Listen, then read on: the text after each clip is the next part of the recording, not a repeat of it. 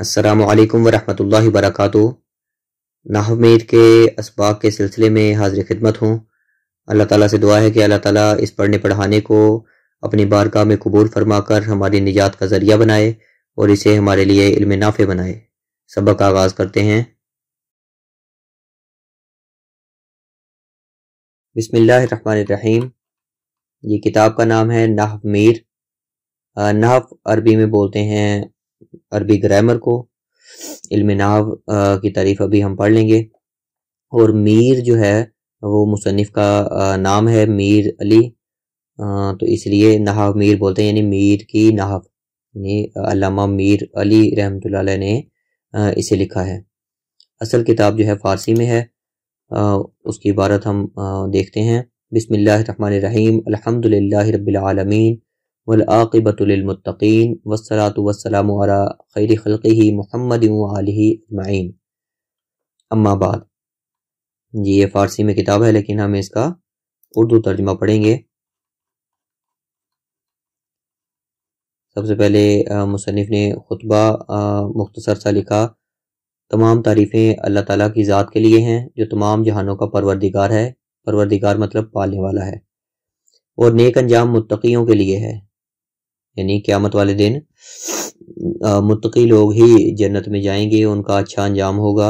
اور درود و سلام ہو اللہ تعالیٰ کی مخلوق میں سب سے بہتر پر جن کا نام محمد ہے، اور ان کی آل پر، تمام کے تمام آل پر۔ جی اما بعد، تو جان لے کہ اللہ تجھ کو نیک بخت کرے۔ یہ جملہ معترضہ آ گیا کہ یہ مختصر رسالہ اور کتاب میں فرق ہے۔ رسالہ مختصر ہوتا ہے، کتاب جو ہے وہ طویل ہوتی ہے۔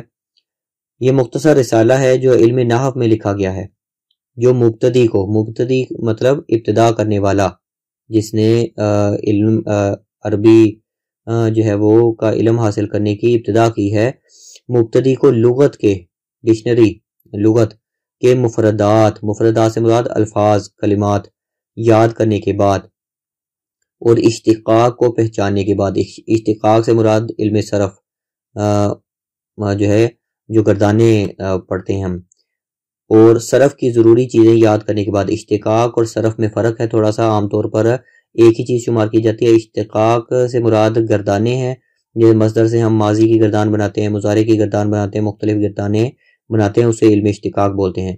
اور علم صرف بولتے ہیں جو ہم تعلیلات کرتے ہیں، کہ کالا اصل میں کاوالا تھا، اجب واوی تھا، پھر فلاں قانون کے تحت وہ الف سے بدل گیا، تو اسے صرف بولتے ہیں۔ صرف کی ضروری چیزیں یاد کرنے کے بعد آسانی کے ساتھ عربی ترکیب کی کیفیت کی راہ دکھلاتا ہے۔ عربی ترکیب یعنی الفاظ کو جوڑ کر جملہ بنانا، اس کی کیفیت، طریقہ کیا ہے، اس کی راہ دکھلاتا ہے، یعنی طریقہ سکھاتا ہے۔ تو تین کام ہوں گے۔ عربی کا جملہ بنانا کب آئے گا؟ نحو کے ذریعے سے، علم نحو کو استعمال کر کے ہم عربی جملہ کب بنا سکیں گے؟ اس سے پہلے الفاظ یاد ہوں گے لغت کے، اس کے بعد ہمیں اشتقاق مصدر سے گردانے بنانی آتی ہوں گی، اور صرف یعنی ہمیں تعلیلات آتی ہوں گی، پھر ہم علم نحو کو حاصل کریں گے چوتھے نمبر پر، تو ہم عربی جملہ بنانے کا طریقہ سیکھ سکتے ہیں۔ اور علم نحو میں کیا چیز سکھائی جائے گی؟ اور بہت جلدی معرب اور مبنی کو پہچاننے میں اور عبارت صحیح پڑھنے میں توانائی دیتا ہے۔ یہ مختصر رسالہ جو علم نحو میں لکھا ہے وہ کیا کرے گا؟ معرب مبنی پہچاننے میں توانائی دے گا، اور عبارت صحیح پڑھنے میں توانائی دیتا ہے، مدد کرتا ہے اللہ کی مدد اور اس کی توفیق کے ساتھ۔ یہ مصنف فرما رہے ہیں کہ یہ جو رسالہ میں نے لکھا ہے، اس میں پہلے آپ نے کیا کرنا ہے؟ مختلف الفاظ یاد کرنے ہیں عربی کے، علم اشتقاق حاصل کرنا ہے، گردانے بنانی آنی چاہیے، علم صرف یعنی تعلیلات کا علم آنا چاہیے۔ اس کے بعد یہ جب آپ نحو کا رسالہ یہ پڑھیں گے تو اس سے آپ کو عربی جملہ بنانا آ جائے گا، معرب مبنی کی پہچان ہو جائے گی۔ معرب کیا ہوتا ہے، مبنی کیا ہوتا ہے، یہ ہم اس میں پڑھ لیں گے، اور عبارت صحیح پڑھنا آ جائے گی، اس میں غلطی نہیں ہوگی، اور یہ اللہ کی مدد اور اس کی توفیق کے ساتھ ہی ممکن ہے۔ جی آگے جو ہے وہ کتاب کی ابتدا ہے۔ فصل سے مراد یہاں فصل ہوتی ہے جدا کرنے والی چیز۔ تو ایک جو عنوان ہے اس کو دوسری عنوان سے جدا کرنے کے لیے لفظ لکھا جاتا ہے، ھذا فصل۔ جان لو کہ عربی زبان میں استعمال ہونے والے الفاظ دو قسم پر ہیں، یعنی اس کی دو قسمیں ہیں. جو لفظ ہم منہ سے بولتے ہیں, منہ سے آواز نکالتے ہیں, اسے لفظ کہتے ہیں.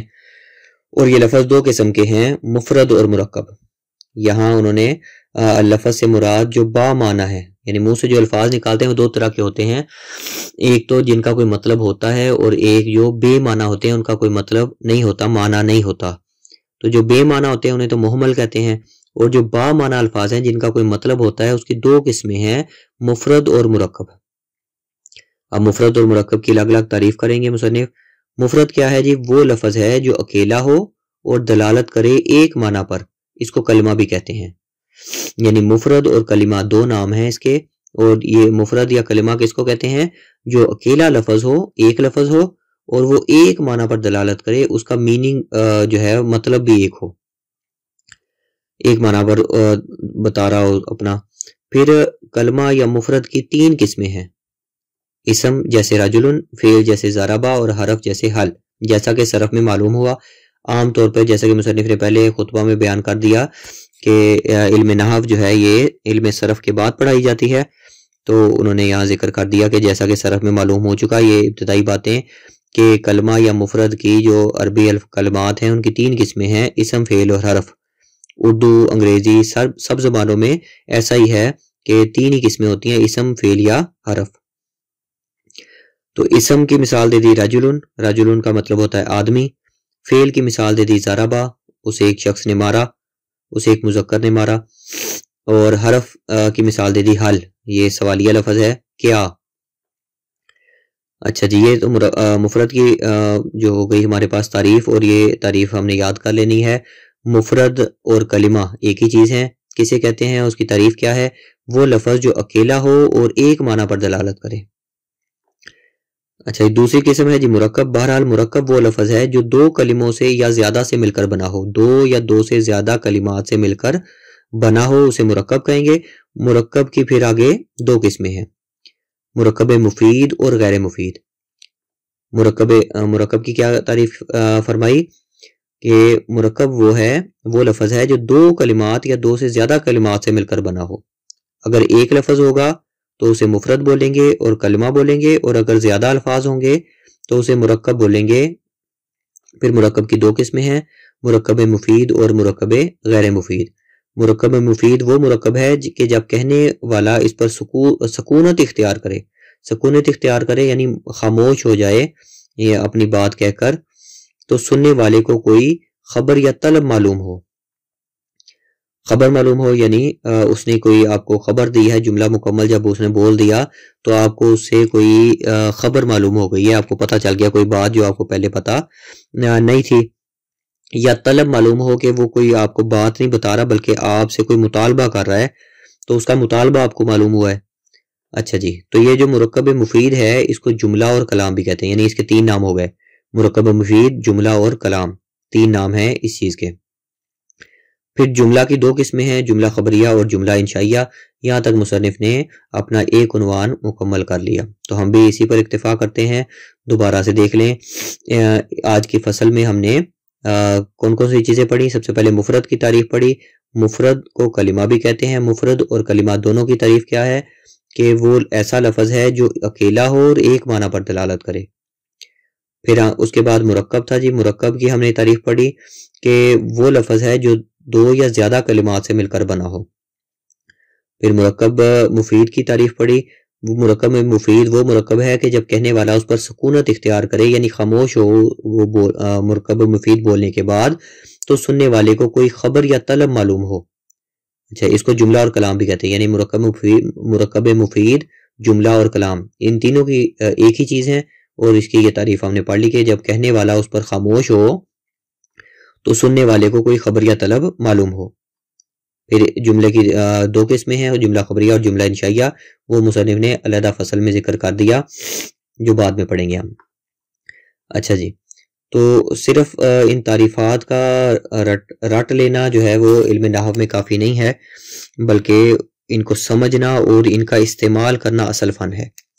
تو ہم اس کے ساتھ ساتھ ایک اس کی نحو میر کے متعلق ہی ایک کتاب ملتی ہے, تسہیل النحو, مولانا گنگوہی رحمۃ اللہ علیہ کی یہ کتاب ہے. چھوٹا سا رسالہ ہے عبداللہ گنگوہی رحمۃ اللہ علیہ کا، تسہیل النحو کے نام سے ہے، تو ہم اس میں سے اس کی تبرین کریں گے۔ یہ اصل فارسی عبارت انہوں نے ذکر کر دی پہلے، اور آگے اس میں پہلی فصل میں سے یہ سوالات بنائے ہیں، ہم اس کا جواب ڈھونڈتے ہیں۔ سوالات کہیں جی ذیل کے الفاظ میں یہ بتاؤ کہ کون مفرد ہے اور کون مرکب۔ آج ہم نے مفرد اور مرکب کی تعریفات پڑھی ہیں، مفرد یعنی کلمہ اور مرکب یعنی مرکب میں ہم نے پڑھا مرکب کی تعریف اور پھر مرکب میں مفید کی تعریف۔ تو یہ پہلا سوال ہے کہ مفرد اور مرکب کو پہچاننا ہے ہم نے، تو فراسن 3 حرف ہیں، فا را اور سا کو ملا کر ایک لفظ بن گیا فراسن۔ تو ہم نے مفرد کی اور کلمہ کی تعریف پڑھی کہ جو اکیلا ہو اور ایک معنی پر دلالت کرے، کسی معنی پر دلالت کرے تو اس کو کلمہ یا مفرد بولتے ہیں۔ تو فراسن یہ ایک کلمہ ہے یا ایک مفرد ہے۔ دوسرے نمبر پہ لفظ آیا زارابا، تو غاد را اور با 3 حروف کو ملا کر یہ بھی ایک لفظ ہے اور اپنے معنی پر دلالت کر رہا ہے، یہ بھی کیا ہو گیا؟ مفرد ہو گیا۔ اسے مفرد بھی بولتے ہیں اور کلمہ بھی بولتے ہیں۔ تیسرے نمبر پہ انہوں نے ذکر کیا قد، قاف اور دال کو ملا کر 2 حرفوں کو ملا کر یہ ایک لفظ بن گیا، تو یہ ایک اکیلا لفظ ہے اور اپنے معنی پر دلالت کر رہا ہے، تو یہ کیا ہے؟ اسم ہے، اسم نہیں، میں غلطی ہو گئی، یہ مفرد ہے۔ اور مفرد کی اقسام ہم نے کلمے کی پڑھی، اسم، فعل اور حرف، تو اس میں سے یہ حرف ہے۔ پہلی مثال میں فرض کیا تھا؟ کلمہ تھا، اور کلمے کی اقسام میں سے یہ اسم تھا۔ دوسری مثال میں ضربہ یہ کلمہ تھا اور اس کی اسم کی کلمہ کی اقسام میں سے یہ فعل تھا، اور آگے قد جو ہے یہ حرف ہے۔ یہاں انہوں نے تمرین میں اسم، فعل اور حرف نہیں پوچھا، کیونکہ ابھی انہوں نے مصنف نے اسم اور فعل اور حرف کو پہچاننے کا طریقہ، اس کی علامات نہیں بتائیں۔ اس تمرین میں ہم نے صرف ابھی مفرد اور مرکب کو الگ الگ کرنا ہے۔ آگے لفظ ہے جی ضربہ زیدن، ضربہ زیدن، تو دیکھنے سے معلوم ہو رہا ہے کہ یہ 2 لفظ ہیں۔ تو مرکب کی ہم نے تعریف پڑھی کہ جو 2 یا 2 سے زیادہ کلمات سے مل کر بنا ہو، تو ضربہ زیدن یہ مرکب ہے۔ آگے لفظ ہے غلام زیدن، غلام کو بولتے ہیں، جیسے پہلے زمانے میں لونڈیاں اور غلام ہوا کرتے تھے، اور زید ایک انسان کا نام ہے۔ غلام زیدن، زید کا غلام، تو یہ بھی 2 لفظ ہیں، تو پتہ چلا کہ یہ مرکب ہے۔ بقرن، بقرن کہتے ہیں گائے کو، عربی میں بقرن کہتے ہیں، اور یہ ایک اکیلا لفظ ہے، تو یہ ہمیں پتہ چل گیا یہ مفرد ہے اور کلمہ ہے۔ آگے لفظ ہے خمسۃ عشرہ، خمسہ مطلب 5، عشرہ 10، تو اس سے پتہ چلتا ہے یہ 2 لفظ ہیں، تو 2 لفظ ایک سے زیادہ الفاظ ہوں گے تو ہم اسے مرکب کہیں گے۔ آگے لفظ ہے غنمن، بکریاں، تو غین، نون اور میم کو ملا کر 3 حروف کو ملا کے ایک لفظ بنا دیا، یہ ایک اکیلا لفظ ہے، تو اسے ہم مفرد اور کلمہ بولیں گے۔ آگے جی زیدن قائمن، یہ 2 حرف ہیں، 2 لفظ ہیں، زیدن کے آگے ڈیش نہیں ہے، زیدن قائمن، تو یہ ایک سے زیادہ الفاظ ہیں، تو اس لیے ہم اسے مرکب بولیں گے۔ عمرن، زیدن قائمن کا مطلب زیدن انسان کا نام ہے، اور قائمن کا مطلب ہے کھڑا ہے، کھڑا ہونے والا یا کھڑا ہے، تو زید کھڑا ہے، اس کا ترجمہ کریں گے، یہ مکمل جملہ ہے اور مرکب ہے۔ عمرن قاعدن، عمرن یہ بھی انسان کا نام ہے، قاعدن جو ہے وہ بیٹھنے والا، تو عمرن قاعدن، عمر بیٹھا ہے، یہ 2 الفاظ ہو گئے، تو یہ مرکب ہوگا۔ ماء البیری، جی ماء یہ پانی، اور البیری نیچے انہوں نے بین السطور میں لکھا جی چاہ فارسی میں، البیر کنواں، تو ماء البیری کنویں کا پانی، تو یہ 2 لفظ ہیں، جب ایک سے زیادہ الفاظ ہو گئے تو مرکب کہلائیں گے۔ صلاۃ الظہری، صلاۃ نماز، ظہر، ظہر کی نماز، یہ بھی 2 الفاظ ہیں، تو یہ ہو گیا مرکب۔ مکہ، جی ایک اکیلا لفظ ہے، تو یہ مفرد ہے، کلمہ ہے۔ مدینتن، جی یہ بھی کیا ہے؟ ایک اکیلا لفظ ہے اور مفرد ہے۔ بعل بکہ، جی یہ دیکھنے میں ہمیں ایک ہی لفظ لگ رہا ہے، لیکن آپ کتاب آگے پڑھیں گے تو پتہ چلے گا یہ بعلا اور بکہ یہ 2 لفظوں کو ملا کر یہ بنا ہے، لہٰذا یہ مرکب ہے۔ آگے حج البیتی، حج حج کو بولتے ہیں، مسلمانوں کی ایک عبادت کا نام ہے، اور البیتی گھر، یہاں بیت سے مراد بیت اللہ ہے، اللہ کا گھر، تو حج البیتی بیت اللہ کا حج، یہ بھی دو الفاظ ہیں اور یہ مرکب ہے۔ غرب زید عمرن، یہ تین الفاظ ہیں، تو ایک سے جب زیادہ الفاظ ہوں گے، دو یا دو سے زائد الفاظ، تو اسے مرکب بولیں گے۔ یہ ہماری تمرین مکمل ہوگی، اس میں سے ہم نے مفرد اور مرکب الفاظ کو پہچان لیا، الگ الگ کر لیا۔ اگلے سبق کے لیے اجازت دیجیے، السلام علیکم ورحمۃ اللہ۔ تمام طلباء اور طالبات کی خدمت میں گزارش ہے کہ سبق کے متعلق کسی قسم کا کوئی سوال ہو، کوئی رہنمائی درکار ہو، کوئی بات سمجھ میں آنے سے رہ گئی ہو، کوئی سوال پیدا ہو رہا ہو، تو بلا جھجک رابطہ فرمائیں۔ رابطے کے ذرائع آپ کے سامنے اسکرین پر موجود ہیں، واٹس ایپ نمبر کے ذریعے بھی رابطہ کر سکتے ہیں۔ تمام جو سننے والے علماء حضرات ہیں ان سے مؤدبانہ التماس ہے کہ سبق میں کسی قسم کی کوتاہی رہ گئی ہو، کوئی سبقت لسانی ہو گئی ہو تو ضرور مطلع فرمائیں، بندہ بڑا مشکور ہوگا۔ اور آپ سب کی خدمت میں آخر میں پھر سے گزارش کرتا چلوں کہ چینل کو سبسکرائب کر لیں اور بیل آئیکن کا بٹن دبا لیں، ویڈیو کو لائک کریں اور شیئر بھی کر دیں۔ آئندہ آنے والے اسباق آپ تک پہنچتے رہیں۔ جزاک اللہ خیرہ۔ السلام علیکم ورحمۃ اللہ۔